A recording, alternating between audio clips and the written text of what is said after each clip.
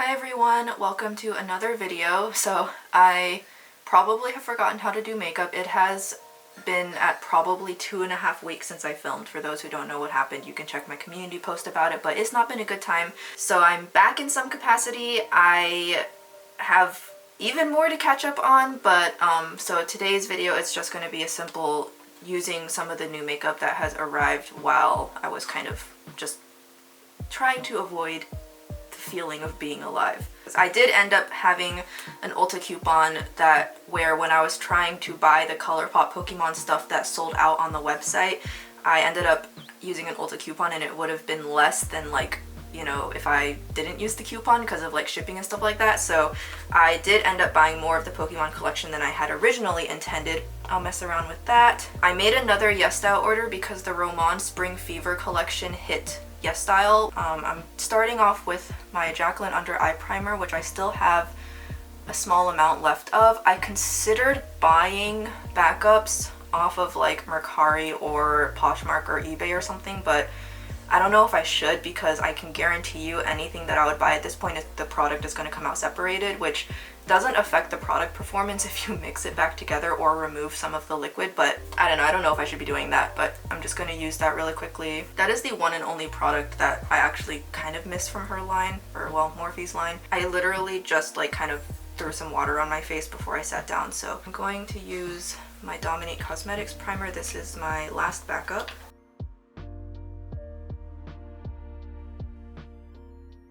Before I start doing foundation, I do want to prime my face with a little bit of like some setting spray. I personally really like using the Charlotte Tilbury setting spray as like a base setting spray. The mister on the mini is a little bit aggressive, but that's okay. I saw on Ulta that she has a new like hydrating mister. Like it's called like water spray or something, and it probably is mostly just glorified water, but part of me really wants to try it. Also, I do want to try using one of the lip balms and see if it hydrates my lips. I don't know if you can see, but my lips are so crusty. I have barely been able to remember to do my skincare. You can definitely see the consequences. The packaging is super cute, so I'm probably just going to hold on to these for collector's reasons. This is the Pikachu lip balm. It's a really pretty presentation. We'll see how it actually performs. I hear some people say it's really not as hydrating as they thought it was, and then I heard some other people say that the color changing is more dramatic than they thought it was. I also did get the Ditto one. I got that mostly for the packaging because Ditto is like the cutest Pokemon. I also got the Pokemon blushes, so I'm hoping I can pair this with the look. Oh yeah, you can see it's really dark now. It might almost be too dark. I'm probably gonna... I'll see. Okay, so first of all, I'm going to put on some under eye corrector. I'll use my Rare Beauty Under Eye Brightener.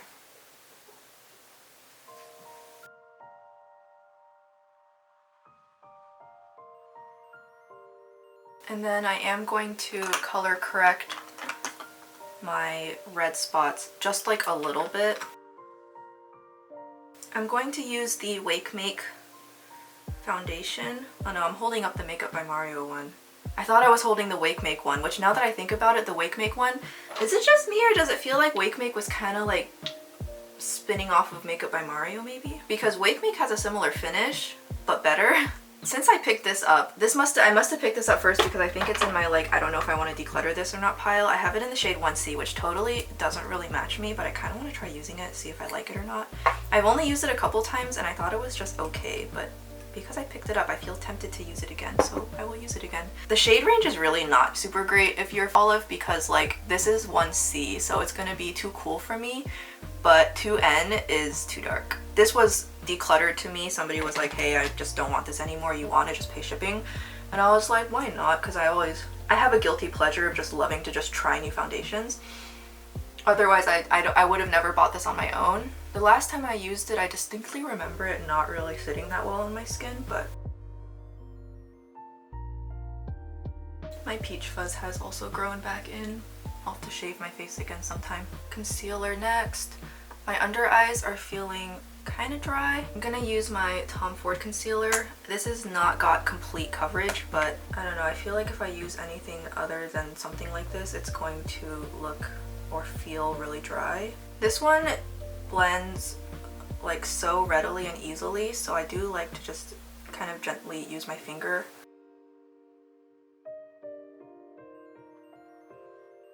To add just a little bit more coverage, I'm going to use my powder foundation from Urban Decay.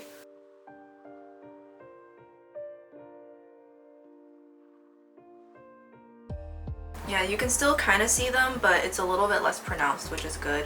I'm just going to put a little bit of this same powder foundation just on the inner portion of my face.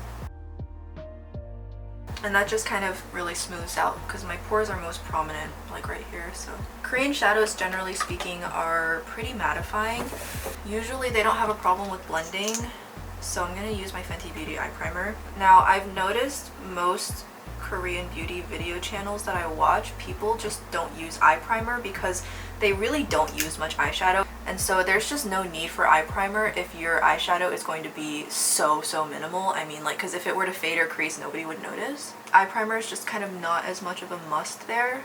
I still will use Western eye primer with Eastern eyeshadows. It's just kind of force of habit, and also because their shadows are just so smooth and so matte, I need something for them to grip on, or else I reach a point where I literally can't layer on more pigment, and that's no fun. The Flower Nose new collection was revealed like I think a day or two before I'm filming this, and there's a brow palette in there.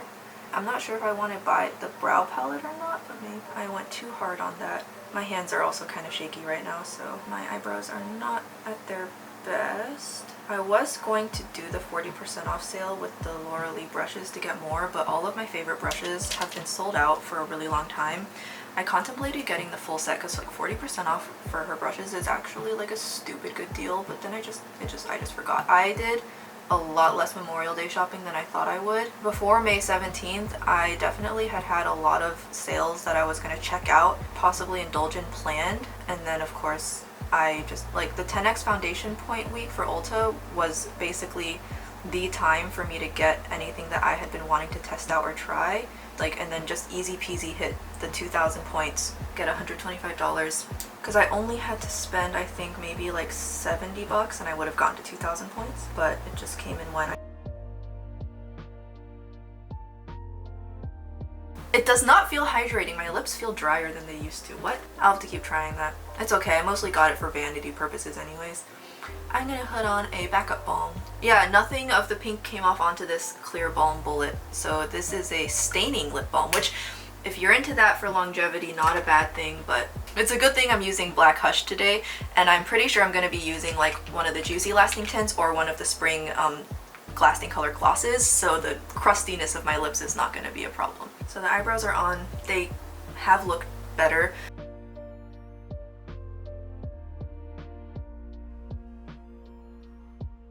So this is the Black Hush WAKEMAKE palette. This is different from Born Dark.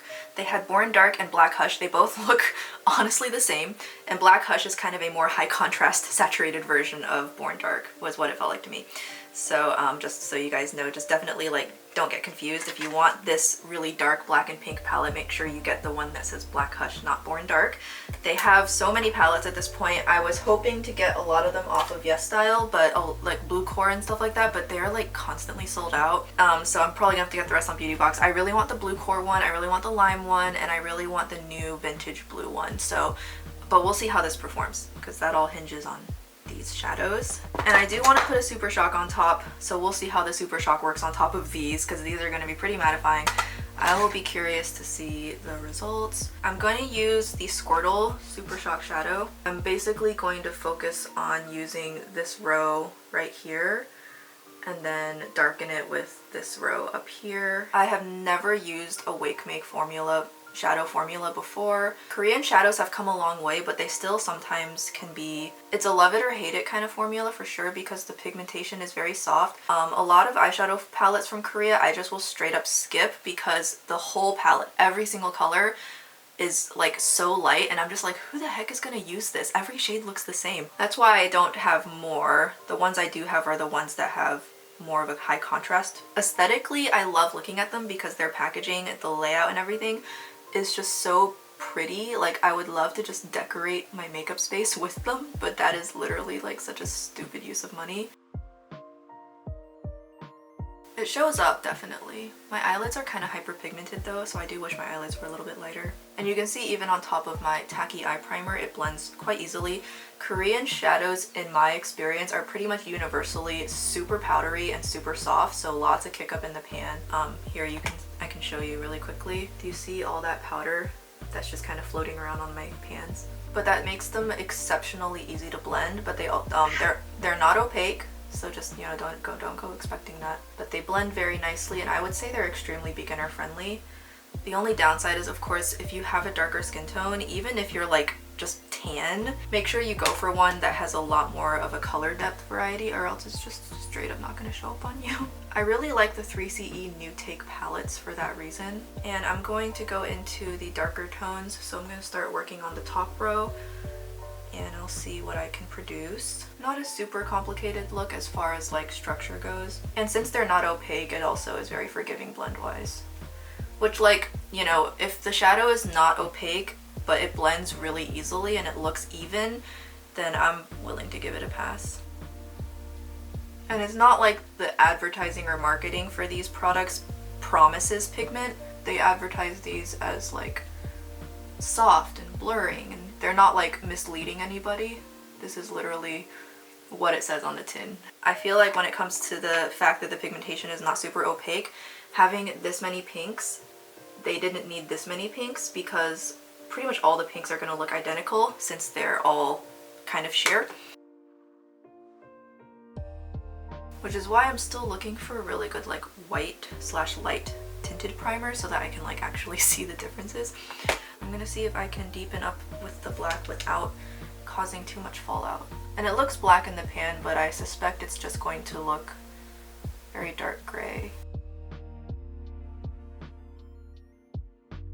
So I'm stamping it down first because I don't want black fallout. This is actually a really great deepening black because it is so soft. I'm also gonna go ahead and take that dark gray I used earlier and start developing the lower lash line. And I know in South Korea right now, especially with idol makeup, the extremely developed and detailed lower lash line that got really popular on Chinese social media is super trendy right now, but I'm just gonna keep it basic today.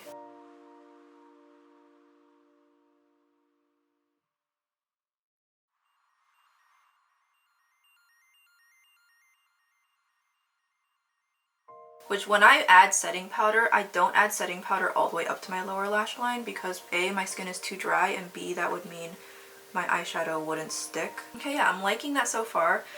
Next, I'm going to go in with another tiny brush, the Sonia G Soft Definer, because it has such a pointed tip. I'm going to go into one of the pinks. I just want to make sure that there's some pink on the lower lash line. Just like a hint of it.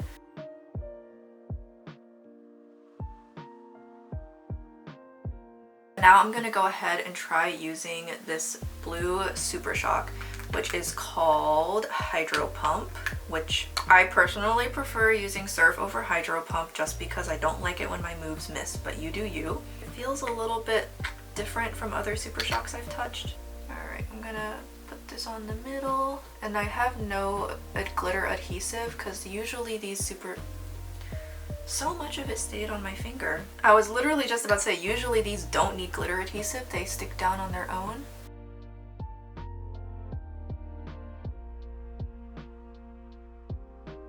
The texture is not the usual Super Shock texture. I don't know how to describe it. It feels very like greasy and oily too. This is not how Super Shocks usually feel for me.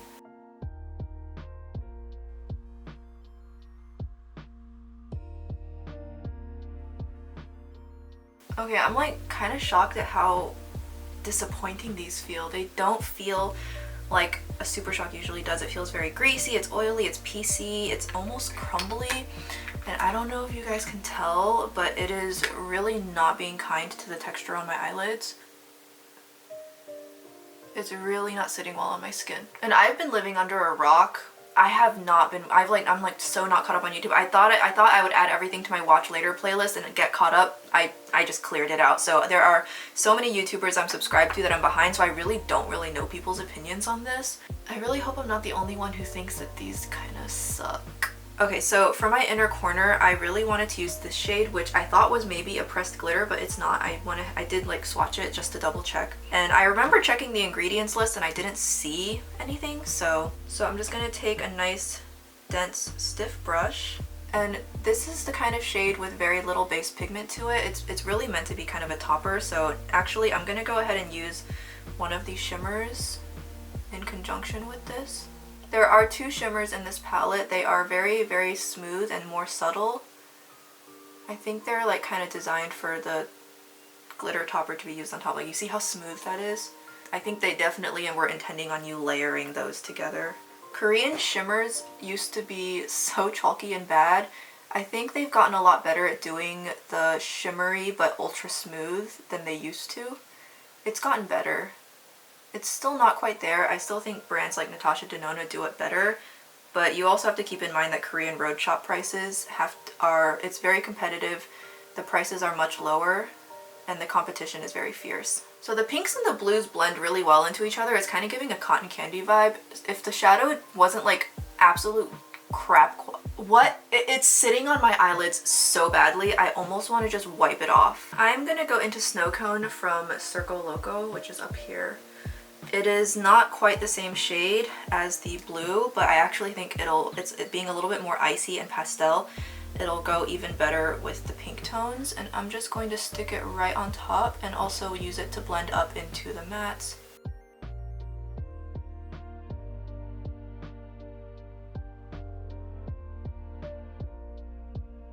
Yeah, that looks, it concealed it a lot better. Okay, and for my lower lash line, I think I'm gonna just go ahead and stick with Snow Cone. Sorry, this ended up not being a fully Korean look.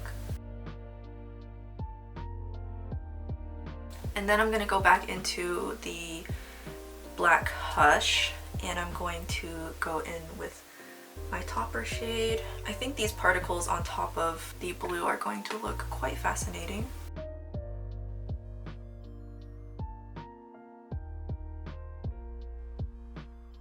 Okay, yeah, aside from the Super Shock Shadow, which is, I'm so just almost, I'm like I know it's me using it for the first time ever, but I was utterly appalled at how poorly it sit.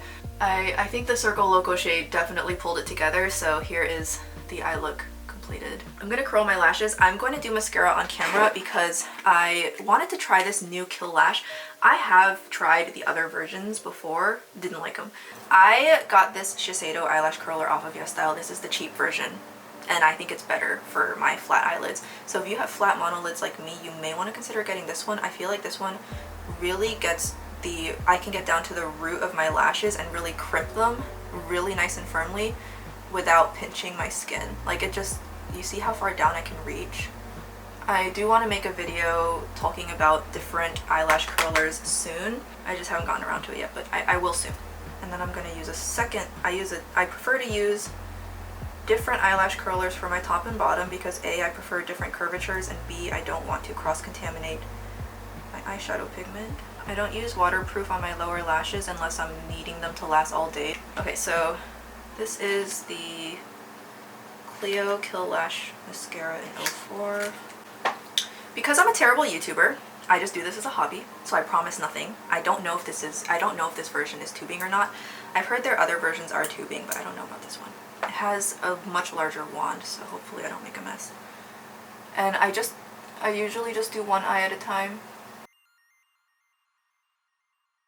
Most of the time with Korean mascaras, even if they advertise as being volumizing, they still tend to be on the ultra natural side. But also, like, I've seen people use other CLIO mascaras that I didn't like and they look insane on them, and then I use it on me and I'm like, where's my lashes? I don't see them. Like, look at, I don't see it. I don't see my eyelashes at all. And I don't even think the curl is staying up. Is this even waterproof or is it just straight tubing? Because if it's just a tubing mascara, the first ingredient is water. Yeah, okay, no, this was not meant to be. I totally forgot that Macy's 10 Days of Glam was happening. If I had known that it was and I had actually remembered, because like I said, on autopilot mode lately, then I would have known that Lash Idol was half off because I only have one of each left and they are kind of at the end of their lifespan and I really needed to buy more because these go half off often enough that I would never buy these full price, especially now that they're over $30. But I'm gonna go ahead and use this on my other eyelid, and then I'm gonna go have to recurl this and then use this on top. The Lash Idol is not the most volumizing mascara ever, but it's kind of a good mix of both lengthening and volumizing, and I think you can already see the difference between my two eyes with the various mascaras that I used. So that CLIO mascara I think is going to be a no for me. And there are some people I follow who have straight lashes, and some of the mascaras they use and it holds the curl. I use the same mascara, my lashes drop. So like I must just have like extra stubborn lashes. Let's see if that works. I know sometimes when I have a non-waterproof base, even if I curl it again and put waterproof on top, it doesn't necessarily guarantee it'll stick, as opposed to like using the waterproof as a base, which is what I usually do. Yeah, I can't quite get my left lashes to comply. I do really want to use some kind of eyeliner, so because my lashes are so just bad, some eyeliner will help with kind of lifting my mood, I think. If I can remember where I put them. I'm going to use Victoria Beckham in Ash. It's just such a good go-to color, and I think especially for this look with the dark gray outer corner, it'll really work really well. Victoria Beckham's formula also does give you a really nice amount of playtime to really perfect it.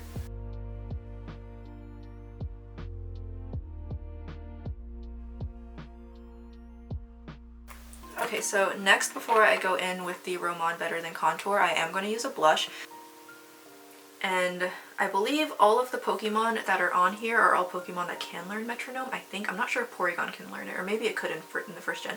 See, the Pokemon collab to me, and this is not a good thing or a bad thing, it's just a thing, the Pokemon collab to me felt way more like an anime collab. It felt way more like a collab with Season 1 anime as opposed to the video games. I've never tried this formula from ColourPop before, but I have heard really good reviews about it. So if you were afraid that this might be too pigmented, so you didn't know if you could use it, like you were afraid, like for example, like if it would be pigmented like the Rare Beauty blushes, then this definitely I think is going to be very like friendly to people who don't want to put on very much blush and are afraid of over applying, because wow, this is way more sheer than I expected. I don't know if you can tell, but this is one of the reasons I don't generally like cheaper blushes, especially drugstore blushes. The undertone of this pink is not super flattering on me. See, it's kind of washing me out. It's kind of not mixing with my olive undertones well. It's kind of looking a little bit brown gray. So when I go higher end with my blushes, they just sit on my skin and work with my undertones in a way that's a lot better. I don't know, I see like this shadow here, I haven't even put on contour yet, this is the blush, and it's just not blending with my undertones well. You know, I won't lie, I feel kind of sad that this Pokemon collection is not working out how I expected. I wasn't expecting it to be amazing, but like I wasn't really expecting to be this disappointed by it so far. Yeah, let me move on to the Better Than Contour. So this I think is in 2 or 3 shades. I got 02 Grey Cool. Obviously the shade range is but if you have my skin tone, then the range they offer, it's more for like my skin tone, but like depending on your undertone and what you prefer. And I'm just going to use the center. I'll just mix all the shades together. Definitely does have some powder kick up, but it feels very soft and very finely milled, which is kind of characteristic of an Asian contour product. They do tend to be super soft. I personally find that Korean, Chinese contouring products tend to be more my cup of tea just because of how softly milled they are. They really do blend so seamlessly. Like, I would have loved to see Flower Nose release 3 contour palettes maybe. Just 3 would have been good to start with, in light, medium, and deep. I would have loved to see them do that because their face palette formula is so good, but they only released 1 shade, which at the time that they released their chocolate collection, they really weren't as big as they are now.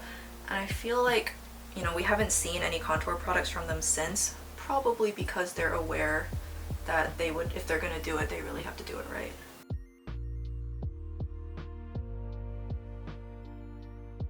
The blush balm is, I feel like it's kind of emphasizing my texture. I don't really feel like it's, I don't know. Also, this foundation is beginning to emphasize my pores.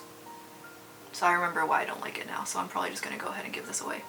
This is the PIXI and Hello Kitty glowy powder. These glowy powders from PIXI I believe existed before the Hello Kitty range and were quite popular.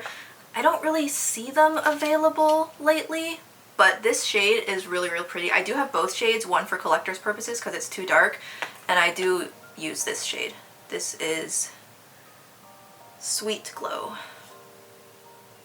And this will be the pink that I was looking for, I think.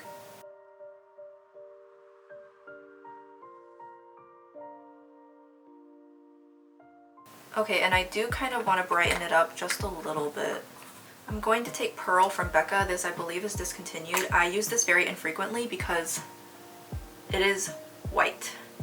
But what my favorite use case for this is when I need to brighten up the highlighter I used below it.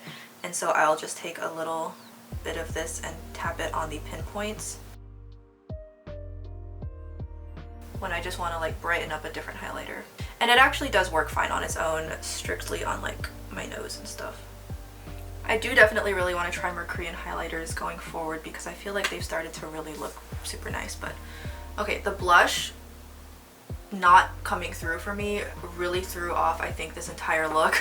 We'll just have to go with it. I feel like at this point in time I'm not really in a place, I'm not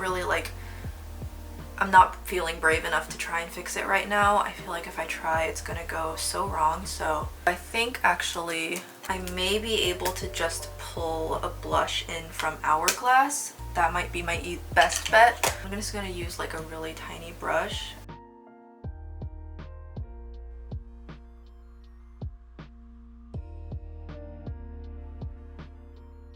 Okay, do you see how the undertone of the Hourglass blushes really just kind of helped? It just like looks better on me. I don't really buy from Hourglass right now, so it's from the Sculpture palette, which you can't get anymore, which is why I didn't bother to put it in the text box or anything. I mean, you can't get it. I'm not buying from Hourglass currently, so I just was like, it's just an Hourglass blush, which they are objectively nice, but I don't know, not really into them right now. Okay, I'm using the Romand lip liner.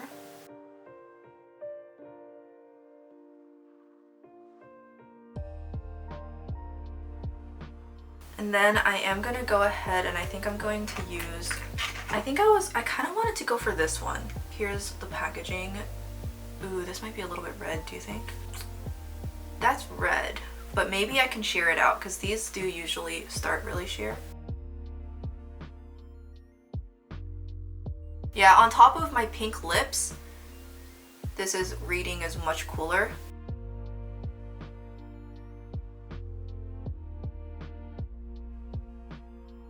That is an extremely sheer thin layer, so it's not going to really have a super glassy look because I applied so little. So what I'm going to do is I am going to take a different lip gloss and top off just so that it's a little bit glassier. But I think this one from NYX should work. I don't know if it's been discontinued or not. I feel like they release and then discontinue products really quickly. So I'm just going to layer a thick layer of this on top. Mostly focusing on the center of my lips, away from the inner part of my mouth because I don't want strings. I feel like if you want a more Asian style lip gloss but you don't want to like buy internationally, you want to see the shades, you want to be able to return it, I actually think that NYX's glosses are pretty good. If you can still find these, I actually think these are so underrated. I do want to do one last thing. I want to see if I can use the black in the palette. Sorry, this video is going to be so long. I'm going to see if I can use the black in the palette to darken the eyeliner just a little bit. The darker shades in Korean palettes are usually designed strictly to be used to either do shadow liner or set your eyeliner.